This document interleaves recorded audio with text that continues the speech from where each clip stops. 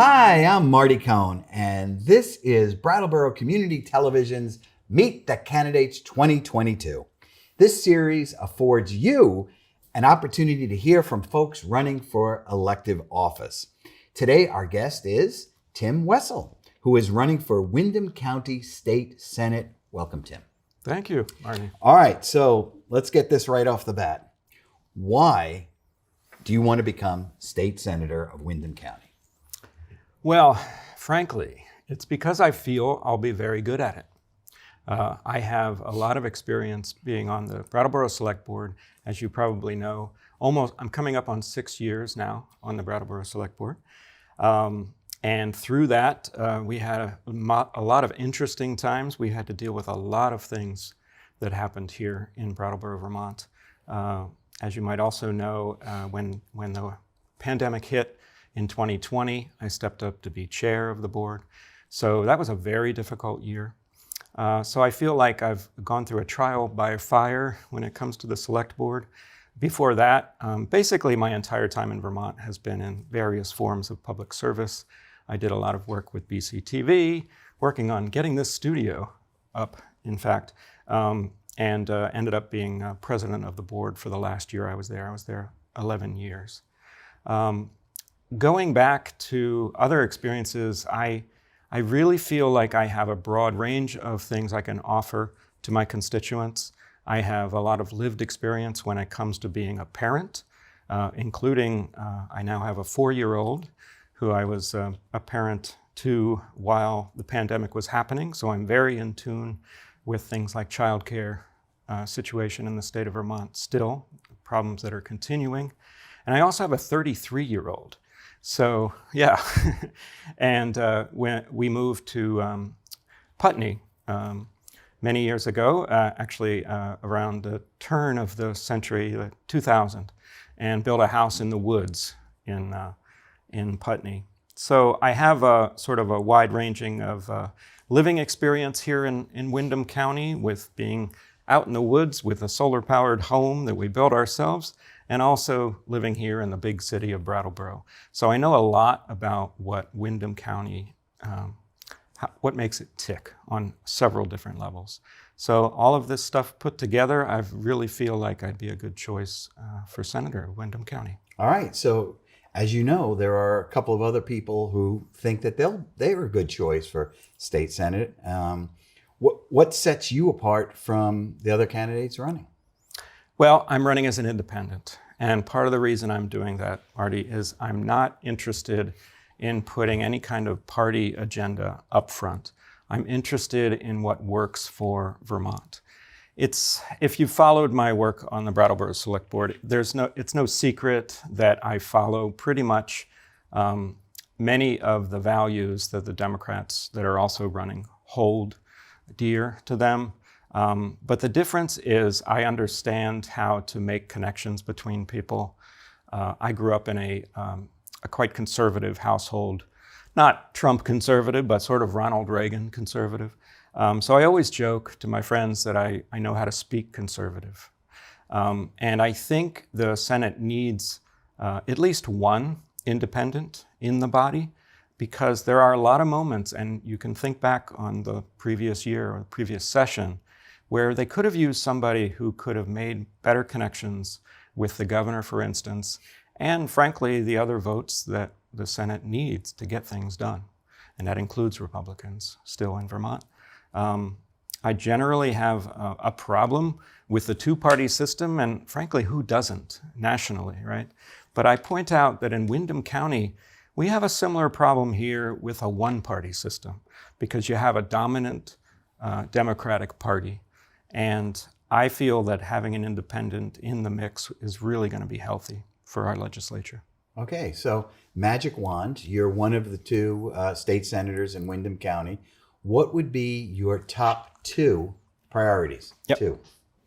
Well, when I announced in February, and I was the first to announce, I made it very clear that my top 2 priorities were going to be working on childcare crisis we have here in Vermont, and also the housing crisis. And I picked those 2 not because, well, they frankly are, I believe, 2 of our toughest problems we have here to work on, and we have to get to it But because of my experience being a father during the pandemic, and we actually had our son's daycare close, 50 families put out of daycare. And that's working families who could no longer work the way they used to with two working parents. They were forced to scramble. And during that time, my wife, I give her a lot of credit, she organized our community locally, laid the groundwork for another provider coming into the same exact space so that nobody really had to move. We lost a lot of the parents, we lost a lot of the parents and some of the educators because people did choose to go elsewhere. But we preserved the community of the school, and that's what was so wonderful. So with that lived experience when it comes to childcare, combined with my experience dealing with housing on the Brattleboro Select Board for so many years, and that started right when I started back in 2017, only made severely worse by the pandemic. And working through what policies we had available to us that could alleviate some of those aspects of the housing crunch, but also what is definitely not going to work. So, we really had to work through a lot. And I'm not here going to claim that we've solved everything here. We certainly haven't. It's still a crisis. But I've learned so much about how little municipalities can switch levers to make things happen and how much happens at the state level. And so again, I'm hoping that voters will see that I have experience working on both of these issues and that they'll elevate me so that I can begin working on these issues at a state level. All right, so let's just follow that up. Yeah. In terms of the housing crisis, what do you think a state senator can do to ease the housing crisis? Well, that's a really hard question. And I'm here to ask those hard questions. I appreciate that. It's good. It's a hard question because it's chaos theory, if you know that term. There's so many moving parts to something like a housing crisis. And the problem becomes that the state often looks at the housing crisis as a statewide problem, and it certainly is. But the solutions are definitely going to be regionally based or even town by town based. So the relationship between the State House and the individual municipalities is something that we really have to work on. Mm-hmm. And I think the best person to work on that is somebody who has experience with on the ground working on things from a select board. I worked a lot with the VLCT, the Vermont League of Cities and Towns, which Jeff Potter from the Commons always suggests sounds like a superhero league, which I think he's pretty right about that. So the Vermont League of Cities and Towns coordinates with municipality interests at the state level. So in 2018 and 2019, I made a series of trips up to Montpelier to advocate for a home rule pilot program. It didn't ultimately get passed, but the conversation really did result in some movement to that, in that direction, just to give a little bit more control on the local level, because I don't want to nerd out on you, Marty, but because policy really is why I'm running. But in Vermont, we are a Dillon's rule state. Are you familiar with that term? No, I am not. In a Dillon's rule state, as opposed to a home rule state, a municipality can only do what is specifically prescribed by the state that is allowed for them to do. In a home rule state, the municipality can do whatever is not prohibited. Mm-hmm. So it's a reverse sort of situation. I view it as a Dillon's rule state as a very sort of top-down, sort of parental versus to children attitude that it has. And so the home rule pilot project was simply to try to loosen up the state on a limited basis. Certain things like towns should be able to move a stop sign if they need to. Towns should be able to, change the speed limit without having to go to the state for approval. Mm-hmm. I think that was a very long answer to your original question. All right. Well, it was about the housing crisis. Thank you. And Yep. so now the next part of that, because a lot of these problems, Tim, to be quite frankly, they're interrelated. But another big issue in Vermont is, the rising costs of food and fuel and other goods. What can Montpelier do, or you as a state senator do, to help address those rising costs? Yeah. Again, this has to do with understanding where to put your energies and understanding what you can control and what you can't control. Now, when it comes to energy costs, for instance, presidents will claim they really don't have control over energy costs because it's so market-based. When it comes down to it, they do have things like strategic petroleum reserves, right, which of course the state does not have. So rising energy costs is something where, we swim in a sea that we also swim with the national politics, and it's very tough to sort of carve out what we can in Vermont on an energy pricing basis. But there are small areas that we can have great control, and that one of which would be food. Locally sourcing food is a strong thing here in Vermont, and we can continue to build networks where local food production and consumption are going strongly in Vermont and supported by the state. That's one thing. I think, that's all I can say for now. That's fine. Now, let me shift to another issue, Sure. and that would be public safety.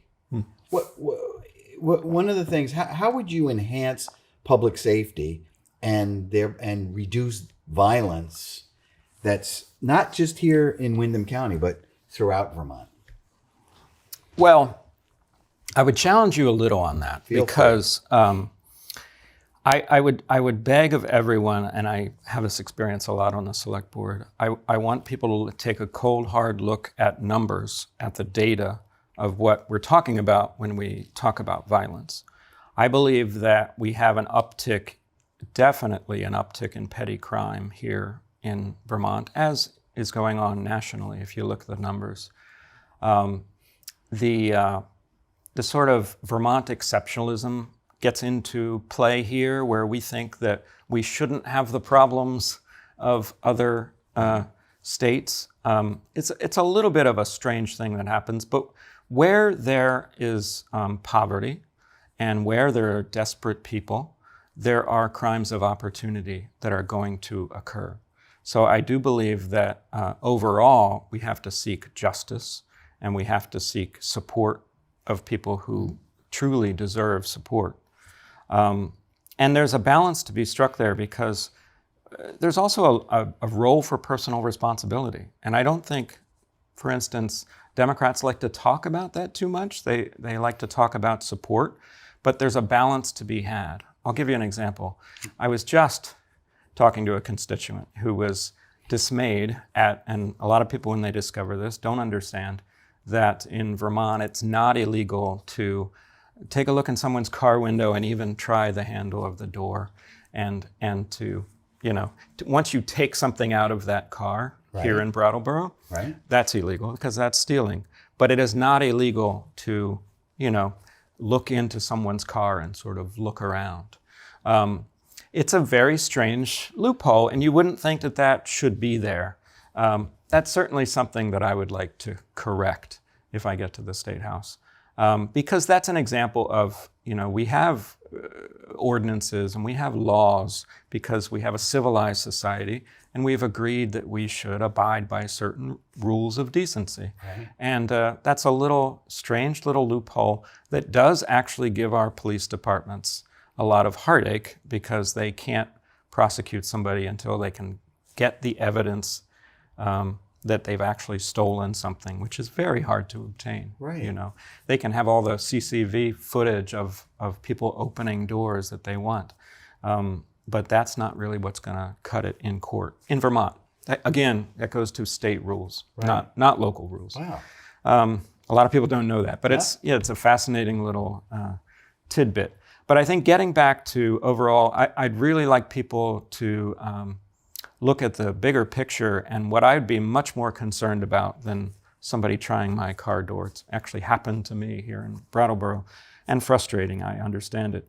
But I'd be much more concerned about an uptick in violent crime or random crime, and I simply don't see that. I don't see any evidence of that going on, even after the pandemic. There's a rise in the crime rate, but you have to say, wait a minute, what are you talking about? Are you talking about petty crime and theft? Absolutely, we need to address that. Mm-hmm. But we're not talking about randomized violence for the most part. All right, well, thank you for that distinction. Sure. All right, another issue for you, climate crisis. We know that's going to continue to reshape life here in Vermont. In December of 2021, the Vermont's Climate Council released its Climate Action Plan, and that was a blueprint for climate action. Are there any pieces, or which pieces of the Climate Action Plan would you take up if you're elected? Absolutely. I think here in Vermont, we have to recognize that if we turned everything off and we instantly stopped emitting any carbon whatsoever, it wouldn't make a big difference because we have such a small state. But that doesn't mean we shouldn't focus on the very real ways that we can contribute overall to the issue. My top two really honestly continue to be weatherization has to be the most important area, because I think something like 40% of our contribution to global warming, so to speak, could be seen to be buildings and heating of buildings. Cooling now too, of course, but mostly heating. And we really need to make that top of the list for weatherizing existing buildings, I think. I think another part that I've worked on a lot in the select board is concentration and concentration of village centers and encouraging development of those areas that need to be built up within village centers. If you can successfully, over the long term, really make a small town or a large town or whatever clustered around village centers and walkable, bikeable, it's going to reduce all of that driving that's needed. And that's a more environmentally friendly way to go. The unfortunate thing on the GWSA is, again, this is part of what I'm talking about when a voice of an independent could really come in handy. The failure of passage of the GWSA, the Global Warming Solutions Act. The governor, as you probably know, vetoed that. Mm-hmm. And then they attempted an override of the veto, which failed. And unfortunately, a lot of what was going on the Democrat side really focused on, I think, one person that caused the failure. But that's not really how it should be looked at. It should be looked at as an overall failure. And what about all those other votes that they could have had, not just that one person who was struggling with how they were going to vote? I can see that somebody might be struggling. So what really needed to happen is a better dialogue with the governor, who had some legitimate concerns about that legislation.